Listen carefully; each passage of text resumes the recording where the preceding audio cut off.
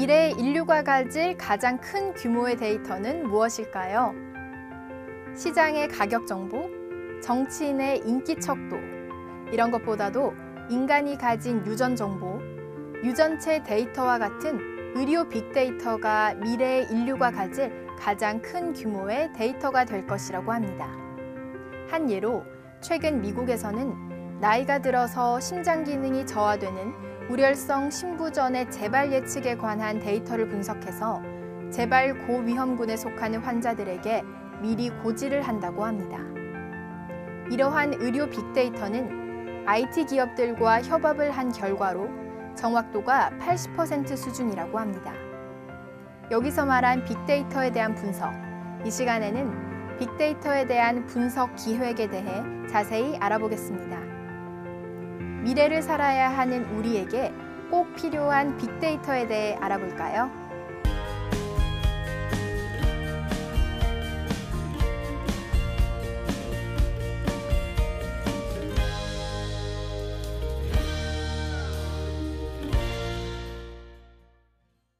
오늘의 학습 목표입니다. 이번 학습을 통해 여러분은 시각화 대상이 되는 다양한 형태의 데이터와 분석 결과를 이용하여 시각화를 위한 표현 규칙과 패턴을 도출하고 정의할 수 있습니다. 또한 정의된 규칙과 패턴에 기반을 두어 시각화 활용과 사용자 가치 관점에서의 시각화 요건을 정의할 수 있습니다.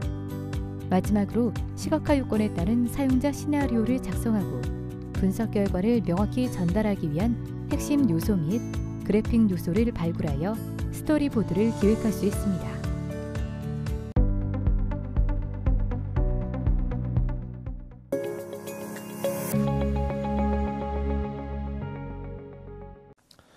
먼저 시각화의 정의에 대해서 알아보겠습니다.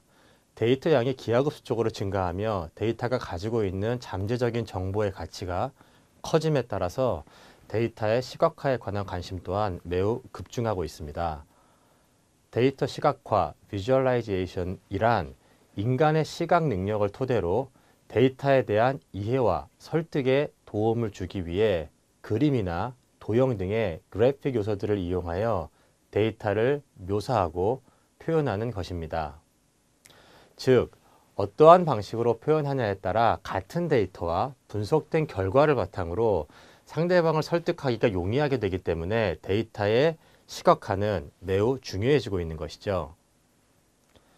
사실 시각화는 최근의 이슈가 된 것이 아니라 아주 오래전부터 인간이 정보를 전달해 오기 위한 수단으로 사용해온 의사소통의 한 방법이라고 할 수 있습니다. 데이터 시각화는 선, 막대, 원 등의 기하나 도형과 같은 양식을 이용하여 데이터의 특징을 잘 설명할 수 있는 모양을 만들어내는 것이며 색상, 레이블, 인터랙티브 기능을 활용하여 데이터를 표현하는 것입니다. 시각화는 설명, 탐색, 표현 세 가지로 크게 구분할 수가 있습니다. 자, 각각에 대해서 한번 알아볼까요? 먼저 설명적 시각화입니다. 설명적 시각화는 단일 시각 경험을 제공합니다. 쉽게 말하면 데이터에서 보여지는 것을 상대방이 잘 알 수 있도록 설명적으로 나타내는 것입니다. 여러분들도 설명을 쉽게 해주시는 선생님이나 자료들이 훨씬 좋지요? 마찬가지입니다. 설명적 시각화는 쉽고 이해하기 쉽게 구조화해 나가야 합니다. 두 번째는 탐색적 시각화입니다. 데이터가 보통 숨기고 있는 의미들이 있는데요. 숨겨져 있는 관계와 패턴을 찾기 위한 시각적 분석 기능으로서 데이터에 유의미하거나 흥미로운 요소를 이용자가 직접 탐색해 나가는 것입니다. 사실 빅데이터 분석은 무관할 것 같은 관계상에서 의미 있는 것을 탐색해 나가는데 큰 의미가 있습니다. 예를 들어 비 오는 날 따뜻한 국물이 있는 음식을 사람들이 많이 먹는다라는 통설이 있는데 사실 사람들이 비 오는 날 짬뽕이나 국밥과 같이 국물 있는 음식을 먹어야 한다는 규칙은 없습니다. 하지만 실제로 비 오는 날 날씨 데이터와 식당의 매출 정보, 즉 어떤 것을 많이 먹었느냐를 비교해 보게 되면 실제로 국물 있는 음식이 많이 팔린답니다. 마지막은 표현적인 시각화입니다. 데이터에 대한 분석적인 통찰보다는 감각적인 시선이나 이야기 전달을 통해 공감을 불러일으키기 위한 방법입니다. 시각화의 목적은 시각화 결과물을 이용하는 사용자가 주제에 대해 더 잘 이해하고 느끼게 하는 것으로 정보 전달 그리고 설득으로 구분할 수 있습니다. 당연히 정보 전달이 가장 중요하다고 할 수 있습니다. 즉, 데이터의 진실을 간단하고 정확하게 전달하고 분석할 수 있는 실용적이고 과학적인 측면의 접근을 말하는 것입니다. 그럼 두 번째는 뭘까요? 바로 설득입니다. 빅데이터 분석의 목적이 바로 설득이진 않습니다. 하지만 이를 시각화하는 순간 누군가를 설득해야 하는 목적이 상당히 있다고 말할 수 있습니다. 그러면 시각화라는 것은 어떠한 절차로 하는 것이 좋을까요? 먼저 시각화 프로세스를 한번 살펴보도록 하겠습니다. 첫 번째는 구조화 단계, 시각화 단계, 그리고 시각 표현 단계로 나눠질 수 있습니다. 구조화 단계는 데이터 시각화 목표를 설정하고 데이터 및 분석 결과를 토대로 데이터의 표현 규칙과 패턴을 탐색하여 시각화를 위한 요건을 정의한 후 사용자에 따른 시나리오를 작성하고 스토리를 구성하는 단계입니다. 가장 먼저 해야 할 일은 시각화 목표 설정입니다. 아무리 화려한 시각화를 하였다고 해도 목표에 부합하지 않는 시각화는 아무런 의미가 없겠죠. 시각화 단계는 시각화 도구와 기술 선택, 그리고 시각화 구현으로 분류할 수 있습니다. 즉, 구조화된 단계에서 정의된 시각화 요건과 스토리를 기반으로 적절한 시각화 도구와 기술을 선택하여 데이터 분석 정보의 시각화를 구현해내는 단계입니다. 사실 시각화 도구는 굉장히 많습니다. 실습에서는 기본적인 도구를 알아볼 것인데 굉장히 많은 도구가 있다는 것도 잊지 마시기 바랍니다. 하지만 저희가 기본 실습에서 하는 도구보다 훨씬 효율적인 도구들이 많은데 학습자들은 지속적으로 어떤 도구가 적절한지 어떤 도구가 새로 나오는지를 고민하고 학습해야 할 것입니다. 마지막으로 시각 표현 단계입니다. 시각화 단계에서 만들어진 시각화 결과물을 바로잡고 정보 표현을 위한 그래픽 요소를 반영하여 정보 전달 효과를 극대화할 수 있도록 그래픽의 품질을 향상시킨 후 최종 디자인된 시각화 결과물이 구조화 단계, 초기 단계에서 정한 목적과 의도에 맞게 구현되었는지를 확인하는 단계로 그래프 보정, 그래프 품질 향상 등이 있을 수 있습니다. 분석 정보 및 데이터 시각화를 위해서는 우선 데이터 속에 숨겨져 있는 패턴 그리고 규칙을 찾는 것이 매우 중요합니다. 데이터가 아무리 많고 할 이야기가 많아도 이를 두서없이 나열한다면 상대방에게 큰 혼동만 줄 수 있습니다. 데이터의 패턴과 규칙은 데이터가 설명하려는 정보가 기본이 되어야 할 것입니다. 그렇다면 어떠한 탐색 기법이 있을까요? 크게 위치에 따른 배열, 알파벳에 따른 배열, 시간에 따른 배열, 그리고 카테고리에 따른 배열, 위계에 대한 데이터 배열로 나눌 수 있을 것입니다. 위치에 따른 데이터 배열, 알파벳에 따른 배열, 시간, 카테고리, 위계에 따른 배열이 있다고 말씀을 드렸습니다. 먼저 위치에 따른 데이터 배열이란 데이터나 정보를 지리적인 위치에 표현을 하는 것입니다. 즉 서울시 지도를 놓고 각 구에 어떤 도로의 사고율이 높은지를 표시한다면 일일이 주소나 위치를 텍스트로 적는 것보다는 가시성이 확실히 뛰어날 것입니다. 또한 여러분들이 보시는 일기예보 같은 경우도 위치에 따른 데이터 배열이라고 볼 수 있습니다. 즉 황사 같은 경우가 한국으로 어떻게 유입되는지를 지도상에서 본다면 훨씬 유입 경로를 쉽게 파악할 수 있는 것이지요. 알파벳에 따른 배열은 이름이나 주소 등등에 대해서 가나다나 ABC 등의 순서로 배열하는 것을 의미합니다. 우리가 분석하려는 데이터가 김씨나 이씨 등 특정 성의 데이터라고 하면 일단 기본적인 배열을 통해서 나머지 데이터는 제거하는 작업을 해야 하는 것입니다.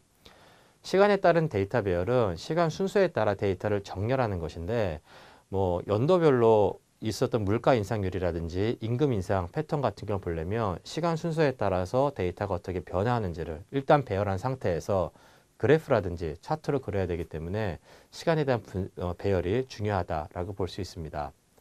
카테고리 같은 경우는 특정 데이터의 범주를 정해서 그 범주 안에 데이터를 넣는 것이 되겠습니다. 뭐 음식이라든지 음식 중에서도 암에 좋은 음식, 간에 좋은 음식 등을 구분을 해놓고 특정 음식을 간에 좋은 건지 암에 좋은 건지를 분리해내는 것을 카테고리에 따른 데이터 배열이라고 합니다. 위계에 따른 배열은 중요도나 순서로 배열하는 것인데요. 그 분석해야 될 데이터가 굉장히 많을 경우에는 데이터 분석의 우선순위를 정하기 위해서 데이터 위계 자체를 저희가 분석해내기도 하는 방법입니다. 데이터의 시각적 분석을 통해 데이터가 표현하고 있는 다양한 규칙화 패턴을 잘 관찰할 수 있어야 합니다. 먼저 범주나 비율 값의 비교에 대해서 한번 알아볼까요? 범위, 분포, 순위와 같이 우리가 통상 사용하는 기법들도 있지만 맥락의 파악도 굉장히 중요합니다. 자, 예를 들어서 자동차의 속도에 대한 데이터를 많이 모아서 해석을 하려는데 하나의 자동차의 속도가 시속 1000km/h였다면 이러한 데이터는 상당히 신뢰성이 결여되어 있다고 봐야 하는 것이 맞을 것입니다. 이와 같이 우리가 예측하는 맥락 속에서 시나리오상에서 벗어나는 데이터를 바라볼 수 있는 시각도 여러분들은 잘 키워나가야만 훌륭한 빅데이터 분석을 할 수 있다고 말할 수 있습니다. 범위, 분포, 순위, 측정, 맥락에 대한 부분을 좀 알아보겠습니다. 범위라고 하는 것은 값의 범위를 파악하는 것입니다. 뭐 예를 들면 어떤 지역의 그 나이 분포나 임금 분포가 몇 살부터 몇 살까지가 많다, 혹은 얼마부터 얼마까지를 번다라는 것을 신문을 통해서 많이 볼 수가 있는데요. 예를 들면 저희 중공업 산업 같은 경우가 화랑일 때는 중공업이 많이 이루어지는 지역의 평균 임금이 굉장히 높습니다. 그거를 기준으로 해서 최저임금과 가장 높은 임금 사이를 비교하는 것을 범위에 대한 비교라고 볼 수가 있습니다. 분포는 개별의 변수들 혹은 변수들 조합이 갖는 분포의 형태가 되겠습니다. 데이터를 모아봤더니 이 데이터에 대한 의미하는 게 어디쯤 가 있는지를 이제 파악하는 것이 되겠습니다. 뭐 예를 들면 우리가 닭을 한 1000마리 키우는데 닭의 기본적인 체온을 쭉 재봤더니 많이 올라갔더라. 그래서 이거를 닭이 가질 수 있는 병에 대한 데이터, 질병에 대한 데이터에 접목을 시켰더니 체온이 높을 때는 통상 이런 병이 생긴다라는 걸 갖고 분포를 파악하는 것을 분포에 대한 분석이라고 합니다. 순위 같은 경우는 크기를 기준으로 데이터 순서를 확인하는 것인데 최대값, 최소값, 중앙값, 4분의 C 등을 확인하는 것입니다. 데이터가 너무나 많기 때문에 그 빅데이터라는 게 뭐 수만 건, 수천만 건도 나오기 때문에 그 데이터가 가진 최대, 최소, 그리고 중앙값을 비교하는 것인데요. 중앙값이나 그런 부분을 비교하는 게 중요한 이유는 너무 큰 최대값의 데이터가 99%가 모였을 때는 그 적은 데이터가 무시될 수가 있습니다. 그럴 경우에는 그 평균 자체나 중앙값이 높은 부분에 위치하기 때문에 그 중앙값 자체가 의미를 갖는다고 볼 수 있죠.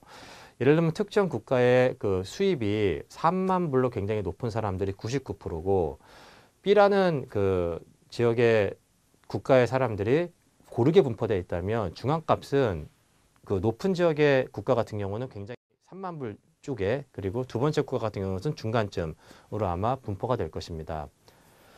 측정 같은 경우는 숫자 자체의 의미를 보다 깊이 있게 조사하는 것입니다.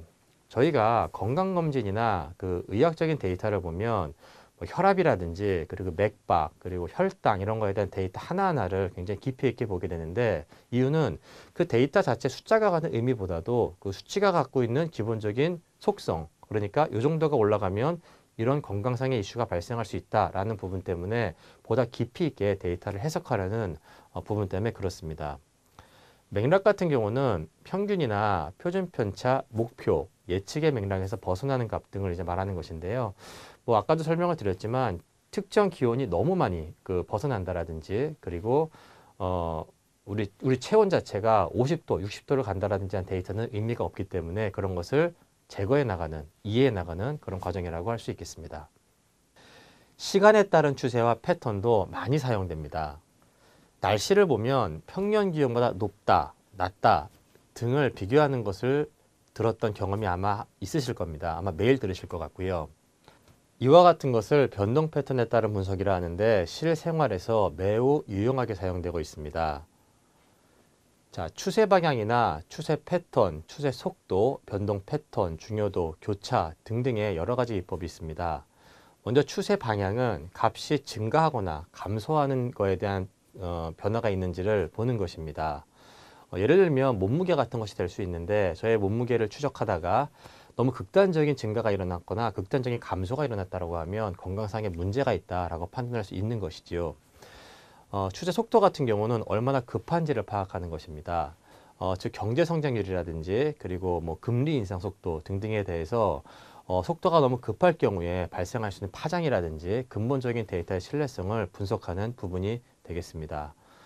교차 같은 경우는 변수 사이에 교차나 중첩이 발생하는지 그리고 관계의 변화를 나타내는 교차점이 발생하는지를 확인하는 기법이 되겠습니다.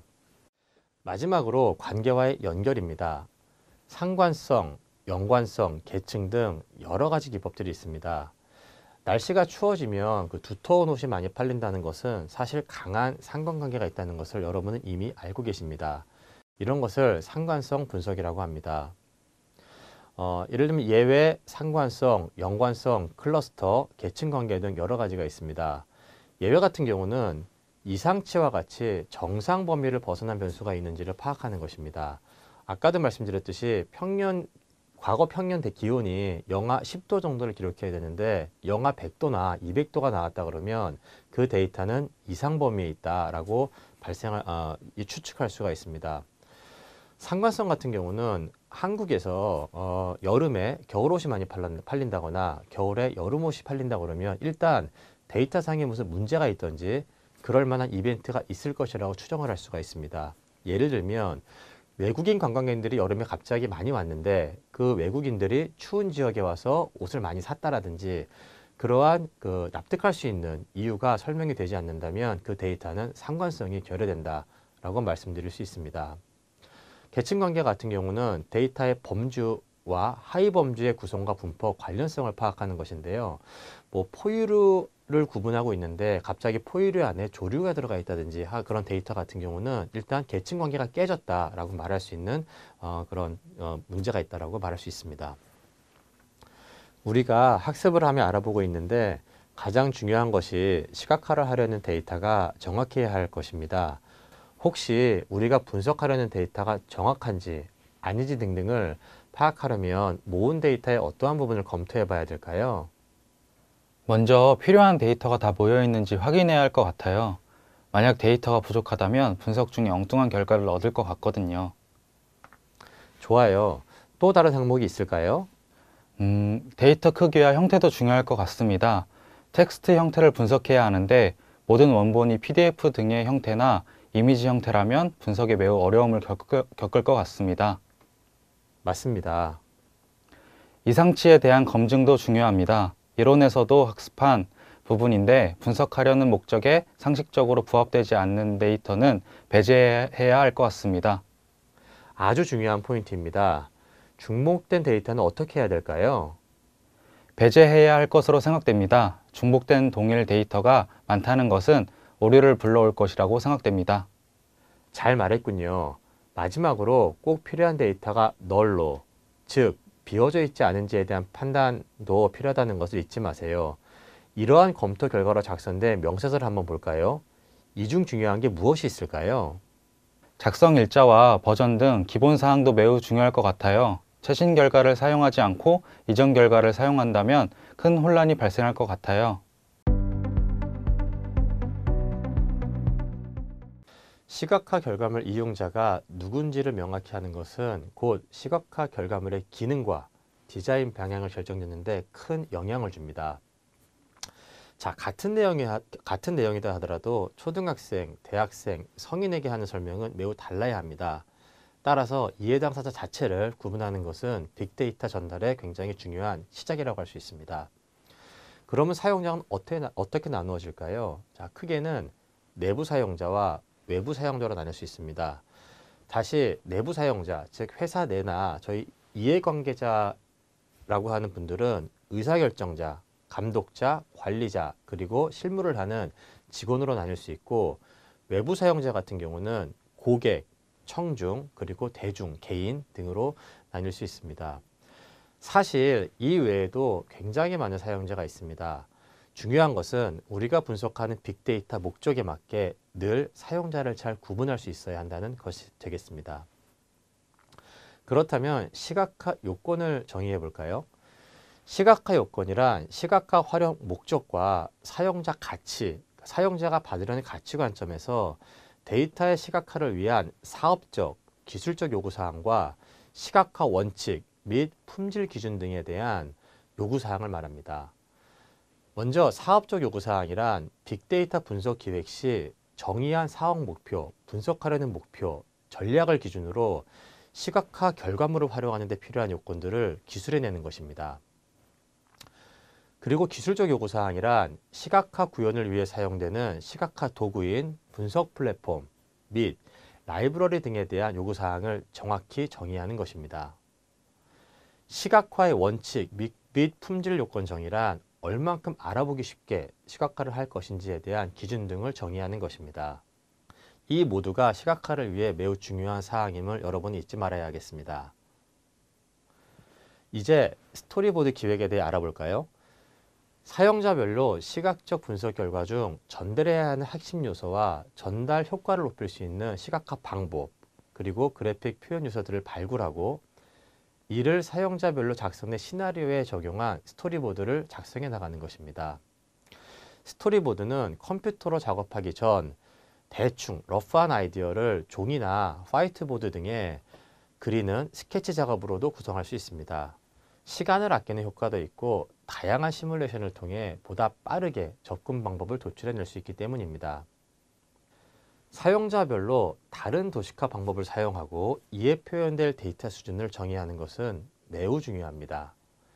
실무자들 같은 경우는 데이터 하나를 봐야 하겠지만 회사의 상위 임원이나 사장님 같이 주요 의사결정을 수행하시는 분들의 경우 불필요하게 자세한 데이터를 보는 것은 시간 낭비일 수 있습니다.